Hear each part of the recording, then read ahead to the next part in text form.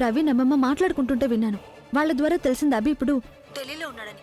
ఇక ప్రజ్ఞ ఇక్కడికి రాకుండా అభి కోసం మెయిన్ రోడ్ లో ఉన్న అభి బంగ్లాలో వెయిట్ చేస్తూ ఉందని.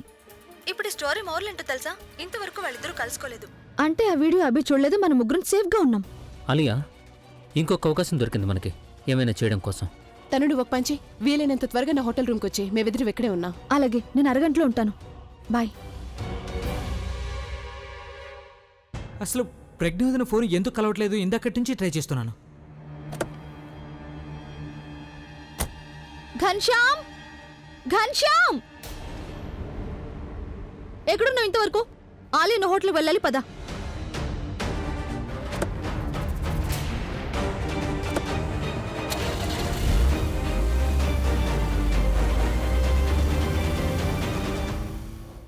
ఆలియా తను ఇండియాలోనే ఉందా?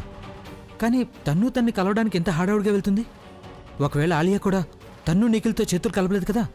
ఎవరికి తెలుసు, దీనిలో తనకు కూడా బాగుందేమో. ఇది నేను ముందే ఎందుకు ఆలోచించలేదు? ఏదేమైనా నేను దీని గురించి పూర్తిగా తెలుసుకోవాల్సిందే.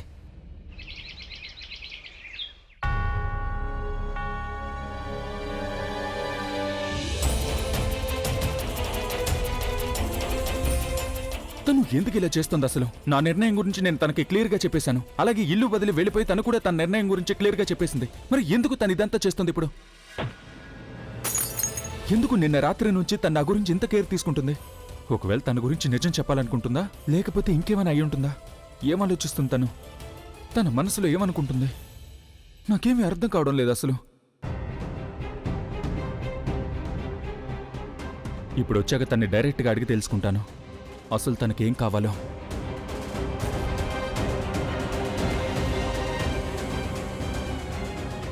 ఆగక్కడ గాజు పెంకులు! ఏం చేస్తున్నావు నువ్వు? నెమ్మదిగా ఇక్కడ కూర్చో.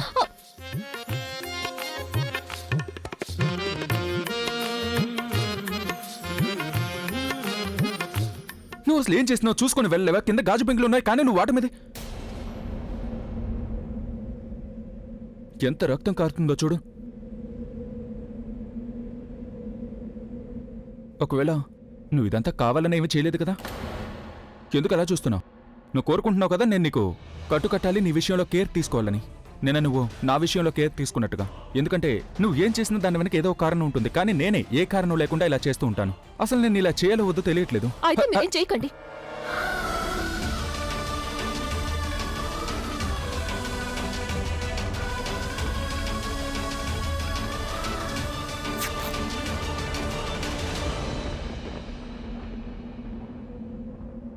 నా గురించి నేను కేర్ తీసుకోగలను. ఏం తీసుకోగలవు? నీకేమీ రాదు. ఇంకా ఎలా రక్తం వస్తుందో చూడు. నువ్వు ఇక్కడ గట్టిగా పట్టుకో చెప్తాను. రక్తం కారణం ఆగేంత వరకు అస్సలు చేయి తీయకూడదు. మీ అమ్మ నీకు ఇది కూడా నేర్పించలేదా? రక్తం కారుతుంటే ఏం చేయాలని? మీ నాన్నమ్మ మీకు నేర్పించలేదా ఎవరికైనా దెబ్బ తగిలితే తిట్టకూడదు అని? తిట్టకపోతే ఇంకేం చేయాలి? ఇంత కేర్లెస్గా ఎందుకున్నావు? మీరు నా కాలు వదిలేయండి. మాట్లాడకుండా కూర్చో. నువ్వు ఇలా నేను చెప్తున్నాను కదా, ఎందుకు ఇలా చేస్తున్నారు? నేను మీ గురించి కేర్ తీసుకున్నప్పుడు మన ఇద్దరి మధ్య ఏ బంధము లేదని చెప్పేశారు కదా. మరిప్పుడు నాకు దెబ్బ తగిలినా రక్తం వచ్చినా తేడా ఏముంటుంది? ఎందుకు నా గురించి కేర్ తీసుకుంటున్నారు? మా అమ్మ గురించి చేస్తున్నానని చెప్పకండి. నువ్వు మా నానమ్మ కోసం నా విషయంలో ఇంత కేర్ తీసుకున్నావు అని చెప్పినప్పుడు మీ అమ్మ కోసం నేను ఇదంతా చేస్తున్నానని ఎందుకు చెప్పకూడదు? నేను అంటే మీ అమ్మకి ఈ విషయం తెలుసు కదా నువ్వు ఇక్కడ నాతో పాటు కలిసి ఉన్నావని. ఒకవేళ ఆవిడ నీ కాలికి దెబ్బను చూశారంటే ఇదంతా నా వల్లే జరిగింది అనుకుంటారు కదా, అందుకనే చెప్తున్నాను. ఇంకా మీరు ఎన్ని అబద్ధాలు చెప్తారు? ఎంతకాలం బంధం తెంచుకున్నట్టు నాటకాలు ఆడతారు? మీకు కూడా ఇది తెలుసు కదా, బంధం తెంచుకున్నా మనం ఎప్పటికీ వేరు కామని. మన ఇద్దరి మధ్య ఏదో ఉంది, అది మన ఇద్దరిని వేరు కానివ్వడం లేదు. మన ఇద్దరం కలిసి ఉన్నంత వరకు ఒకరికొకరు ఇలాగే తోడుగా ఉంటాం, అలాగే కేర్ తీసుకుంటాం కూడా. ఏమీ లేదు మన మధ్య.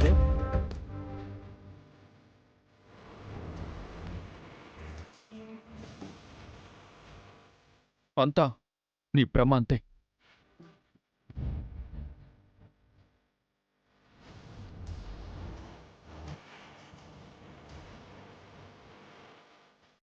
పాలు చూపించు.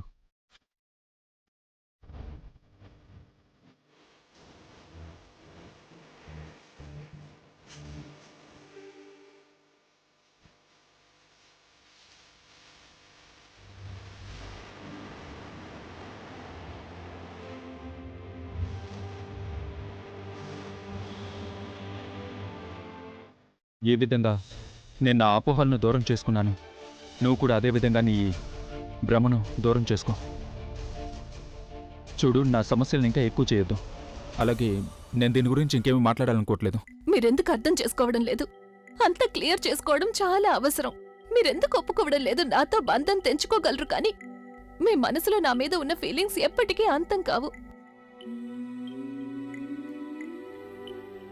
సరే, దాని గురించి వదిలేయండి. నేను కేవలం ఇదే చెప్తున్నాను. మీరెంతగా అయితే మీ బాధని దాచిపెట్టుకుంటారో అది అంత ఎక్కువ అవుతుంది.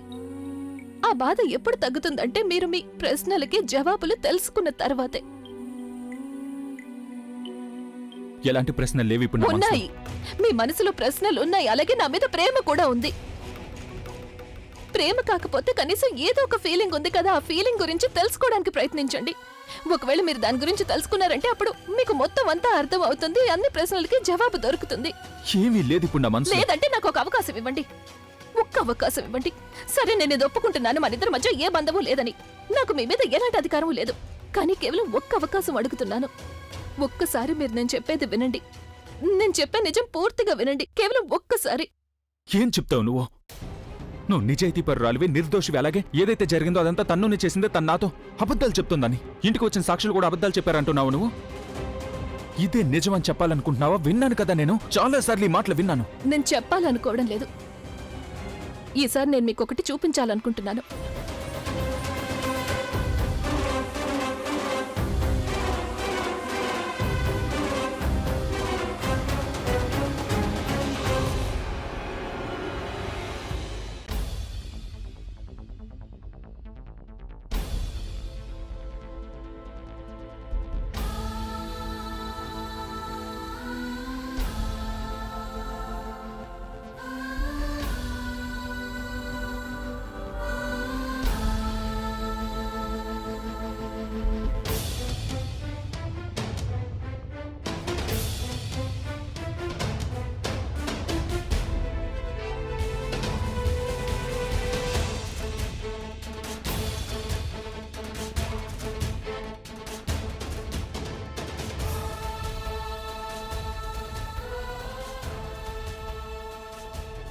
ఇదే ఆధారం, నేను చెప్పేది నిజమని నిరూపించేది.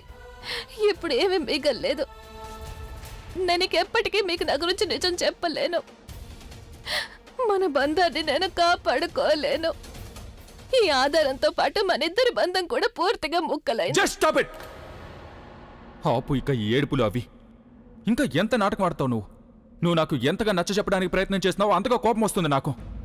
నువ్వు ఇంత దూరం వచ్చావు కాబట్టి నాకు చెప్పాలనుకుంది చెప్పేసి వెళ్ళొచ్చు. దానివల్ల నా మీద ఎలాంటి ప్రభావం ఉండదని ముందే చెప్తున్నాను నీకు. కానీ నువ్వు చెప్పాలనుకుంది త్వరగా చెప్పేసి వెళ్ళి ఇక్కడి నుంచి. అదే నేను కూడా కోరుకుంటున్నాను, మీకు మొత్తం అంతా చెప్పేయాలని.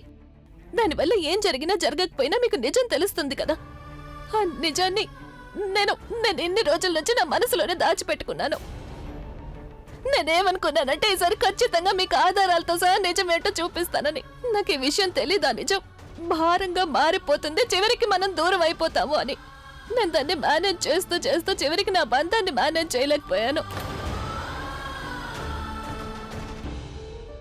నేను కేవలం ఇది చెప్పడానికి ఇక్కడికి వచ్చాను. నేను తన కడుపులో బిడ్డని చంపలేదు. నేను ఎలాంటి ప్లానింగ్ చేయలేదు. నాకు అసలు ఎలాంటి ఉద్దేశం లేదు. నిజానికి తను నన్ను చంపడానికి ప్రయత్నించింది.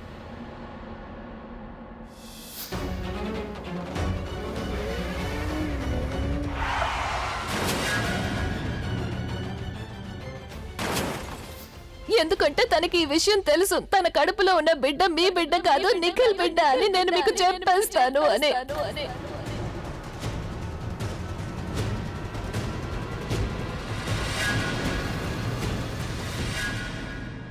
ఎప్పుడైతే వాళ్ళు నన్ను చంపడానికి ప్రయత్నం చేశారో అప్పుడు నేను మీకు ఈ విషయం గురించి చెప్పడానికి వస్తున్నాను. చివరి నిమిషంలో నేను తప్పుకున్నాను. వాళ్ళిద్దరు ఉన్న కారుకి యాక్సిడెంట్ జరిగింది. నేను తన బిడ్డను చంపడానికి ప్రయత్నం చేయలేదు.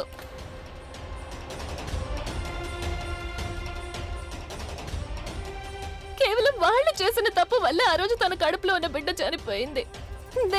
నేనైతే ఎంత ప్రయత్నం చేశాను తన బిడ్డని కాపాడాలని. అందుకే వెంటనే తనని హాస్పిటల్కి తీసుకువెళ్ళాను. కానీ అప్పటికే ఆలస్యం అయిపోయింది. మీకు ఈ విషయం గురించి నేను హాస్పిటల్లోనే మొత్తం అంతా చెప్దాం అనుకున్నాను, కానీ బిడ్డ చనిపోయిన విషయంలో మీరెంత బాధగా ఉన్నారంటే మిమ్మల్ని ఇంకా ఇబ్బంది పెట్టాలనుకోలేదు.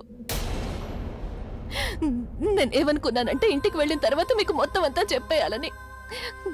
కానీ ఇంటికి వెళ్ళాక తను నాకు మళ్ళీ అడ్డం పడింది. తను ఏమందంటే ఈ విషయంలో నేను మీతో ఏమీ మాట్లాడకూడదని చెప్పింది, ఎందుకంటే నేను మీ ముందుకు వచ్చానంటే మీ బాధ ఇంకా ఎక్కువ అవుతుందని చెప్పింది. తను మీ ఎమోషన్స్ ని అడ్డం పెట్టుకొని మళ్ళీ నేను మీకు నిజం చెప్పకుండా ఆపింది. కానీ నేను ఆగాలనుకోలేదు. నేను మీకు నిజం చెప్పాలని అనుకున్నాను, అందుకే నేను అక్కడికి వచ్చాను. కానీ ఎప్పుడైతే మీరే స్వయంగా నన్ను ఇల్లు వదిలి వెళ్ళిపోమన్నారో, మీకు నా మొహం చూడాలని అనిపించడం లేదన్నారో, అప్పుడు నాకు ఏమనిపించిందంటే నేను మీ జీవితం నుండి వెళ్ళిపోవడమే మంచిదనిపించింది. నేను మీకు నిజం చెప్పినంత మాత్రాన నాకు సంతోషం దక్కుతుంది అనుకోలేదు. మీరు సంతోషంగా ఉంటేనే నేను సంతోషంగా ఉంటాను. ఇక తను అయితే నాకు అలాగే చెప్పింది. తను మీ విషయంలో కేర్ తీసుకుంటుంది, మిమ్మల్ని సంతోషంగా ఉంచుతుంది, మీకు తోడుగా ఉంటుంది అని. ఇప్పుడు ఆలోచిస్తే నాకు అనిపిస్తుంది తను చెప్పిన మాటల్ని వినకుండా ఉండాల్సింది అని. కానీ నేనేం చెయ్యాలి? నేను మిమ్మల్ని ప్రేమిస్తున్నాను.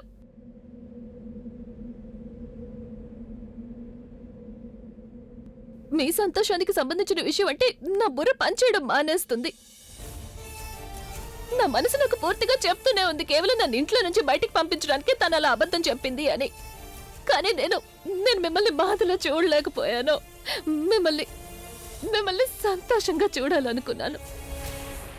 దానికోసం నేను మీకు దూరం అయిపోయినా పర్వాలేదు అనుకున్నాను. అందుకే నేను ఇల్లు వదిలి వెళ్ళిపోయాను.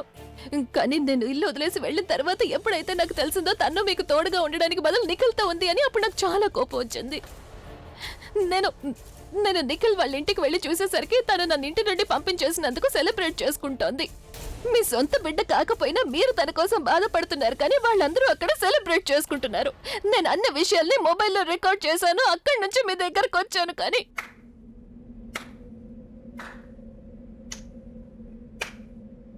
Wow! And the award for the best story goes to Miss Pragna Arora. Wow! ఎంత అద్భుతంగా స్టోరీ చెప్పావు నువ్వు నాకు. ఎంత టాలెంట్ ఉంది అసలు నీలో. ఒకదాని కోసం వెతికితే 10 దొరుకుతాయేమో. కొన్ని ఇక్కడి నుంచి తీసుకొని, కొన్ని అక్కడి నుంచి తీసుకొని, కొన్ని స్వయంగా కల్పించి మన మధ్య జరిగిన వాటితో కలిపి క్లైమాక్స్ కూడా రెడీ చేసేసావు నువ్వు.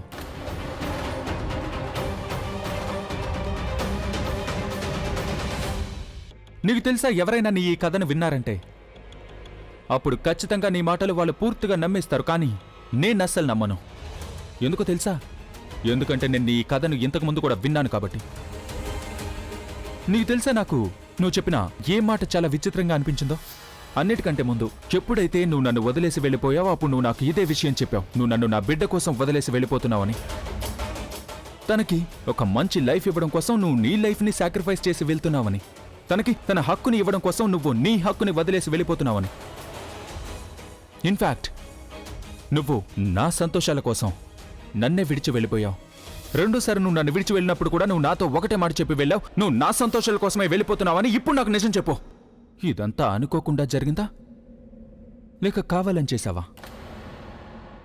నీకు తెలుసా, ఎవరైనా సరే నువ్వు చెప్పిన ఈ కథ విన్నారంటే వాళ్ళు ఏడుస్తారేమో, కానీ నేను కాదు. Let me finish!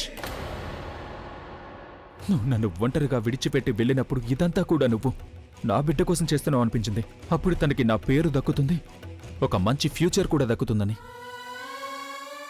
నా దృష్టిలో నీకు గౌరవం మరింతగా పెరిగింది, నీ మీద ప్రేమ రెట్టింపు అయిపోయింది. నిజంగా చాలా మిస్ అయ్యాను నేను నిన్ను. ఇలాగే ఆలోచిస్తూ ఉండేవాణ్ణి. నువ్వు ఎప్పుడు నా లైఫ్లోకి తిరిగి వస్తావని మొదటిసారి నేను భగవంతుని కూడా ప్రార్థించాను. ఆయన నిన్ను త్వరగా నా లైఫ్లోకి తిరిగి పంపించాలని. అప్పుడు నువ్వు తిరిగొచ్చావు, ఈ విషయాన్ని నిరూపించావు. నువ్వు నీ నుండి నా పేరుని వేరు చేసుకోవడానికి కాదు, నిజానికి నాకు సొంతమైనవన్నీ నీ పేరు మీదకి మార్చుకోవడానికి వెళ్ళావని. మీరే స్వయంగా మీ సర్వస్వం నా పేరు మీదకి ట్రాన్స్ఫర్ చేశారు. నేనంతవరకు ఏమనుకుంటూ వచ్చానంటే నువ్వు నా కోసం నీ సర్వస్వం సాక్రిఫైస్ చేసి వెళ్ళిపోయావు. కానీ నువ్వు నన్ను మోసం చేసి వెళ్ళిపోయావని తర్వాత తెలిసింది. నువ్వు నన్ను నీ ఆఫీస్లో పనిచేసే ఎంప్లాయీ, అలాగే నా కుటుంబ సభ్యులందరినీ నీకు నౌకర్లుగా మార్చుకున్నావని తెలిసింది. అప్పుడు నాకు పూర్తిగా అర్థమైంది నువ్వు కేవలం నా డబ్బు కోసం నన్ను పెళ్లి చేసుకుని వచ్చావని. అప్పుడు నా డబ్బులు, నా ప్రాపర్టీ, నా కంపెనీ, అలాగే కాపీ రైట్స్ అవన్నీ కూడా నీకు దక్కుతాయని. నీకు తన్ను బిడ్డ గురించి నిజం తెలిసింది. వెంటనే ఆ విషయాన్ని నువ్వు అవకాశంగా తీసుకున్నావు. అసలు నిజం కేవలం ఇదే మిస్ ప్రజ్ఞ అరోరా. ఎందుకంటే నిజాన్ని ఎవరెన్ని అబద్ధాలు చెప్పినా సరే ఎప్పటికీ కూడా దాచలేరు. నువ్వు నా విషయంలో ఏదైతే చేశావో దాని గురించి అందరికీ తెలుసు. కానీ నీ విషయంలో ఏదైతే జరిగిందో అదెవరికి తెలుసు? ఎవరికి తెలియదు కదా. ఎందుకంటే అదంతా అబద్ధం. అంతా అబద్ధం. నిజం కేవలం ఇదే ప్రేమ, నమ్మకం, అలాగే సాక్రిఫైస్ అనే పేరుతో నువ్వు మొదటి నుంచి నన్ను మోసం చేస్తూనే వచ్చావు. ఇంకా చెప్పాలంటే నువ్వు మా నాన్నమ్మని కూడా వదిలిపెట్టలేదు. ఆవిడ ఏ రోజు కూడా నిన్ను తన కోడల్లాగా కాకుండా కూతురులాగా ప్రేమను పంచింది. కేవలం డబ్బు కోసం నువ్వు చివరికి మీ అమ్మను కూడా వదిలిపెట్టలేదు. నువ్వు కేవలం ఒక అబద్ధానివి. ఇంకా చెప్పాలంటే నీ మంగళసూత్రం, నీ కుంకుమ, అలాగే నీ ప్రేమ కూడా. ఆపండి, ఆపండి, ఆపండి. నా ప్రేమ అబద్ధం కాదు, అబద్ధం కాదు నా ప్రేమ. నేను మీరన్న ప్రతి మాటకి ఒప్పుకుంటాను, కానీ మీ పట్ల, అమ్మమ్మ పట్ల చూపించిన ప్రేమ అబద్ధం కాదు. అరే, నాకు మీ మీద ఉన్న ప్రేమ వల్లే కదా నేను తిరిగి వచ్చాను. నేను మీరు లేకుండా ఉండలేను. మీరు లేకపోతే నాకు భవిష్యత్తు లేదు, బతకడానికి కారణాలు లేవు. మీకు దూరంగా వెళ్ళిన తర్వాత ఈ విషయం తెలిసిందని అనుకోకండి. మీకు దూరం అయ్యాక నేను కేవలం ఒకటే తెలుసుకున్నాను. ఏ వ్యక్తి అయితే సక్సెస్ అనే ఎత్తుకు చేరుకుంటాడో తనకి శత్రువులు కూడా ఎక్కువ అవుతారు. ఇక మిమ్మల్ని మీ శత్రువు నుండి కాపాడడం కోసమే నేను తిరిగి వచ్చాను. మీ ఇంట్లోనే ఒక వ్యక్తి మీ మీద పగ తీర్చుకోవాలి అనుకున్నారు. ఒకరు మిమ్మల్ని నాశనం చేయాలనుకున్నారు, ఒకరు మీ డబ్బుని కాజేయాలనుకున్నారు, ఇంకొకరు మన ఇద్దరిని వేరు చేయాలనుకున్నారు. కానీ నేను మీరు నాశనం అయిపోకుండా కాపాడాలనుకున్నాను. వాళ్ళు మీ నుండి మీ డబ్బుని దోచుకోకూడదు అని నేను మీ ఆస్తిని నా పేరు మీద గ్రహించుకున్నాను. నా రూపాన్ని మార్చుకున్నాను. నేను మీకు శత్రువుగా మారిపోయాను.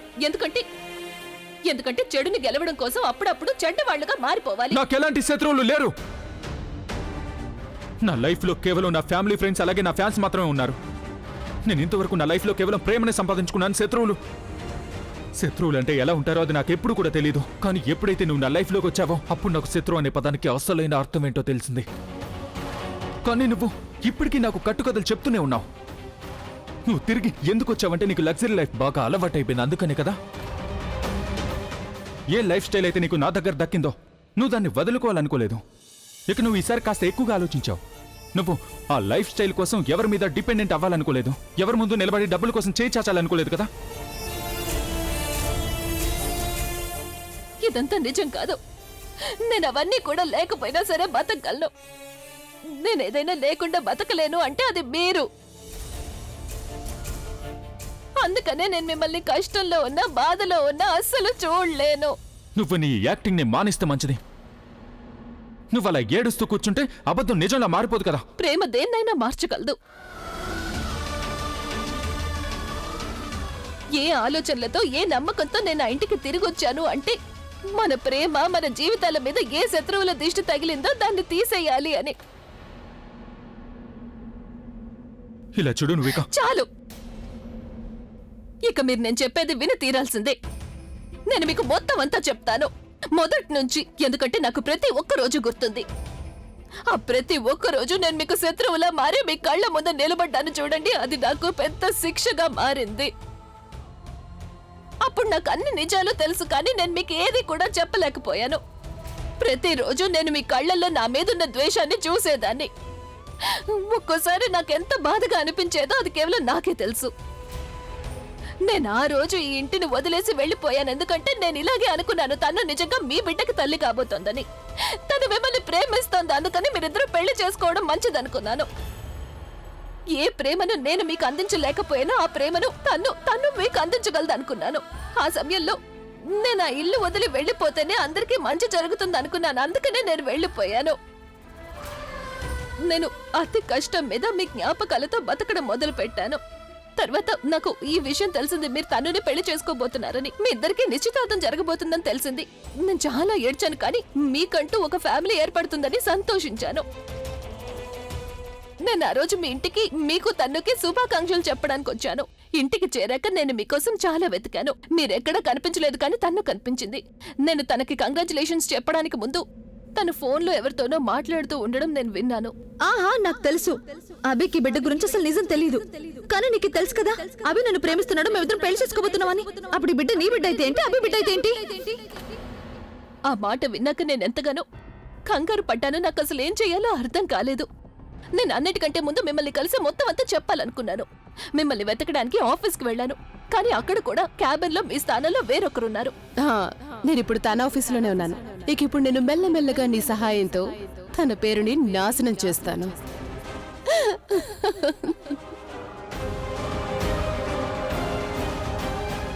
ఇక అప్పుడు నాకు అర్థమైంది, ఏ ఇద్దరి మీద నమ్మకంతో నేను మిమ్మల్ని వదిలేసి వెళ్ళిపోయానో వాళ్ళిద్దరే మీకు అందరికంటే పెద్ద శత్రువులని.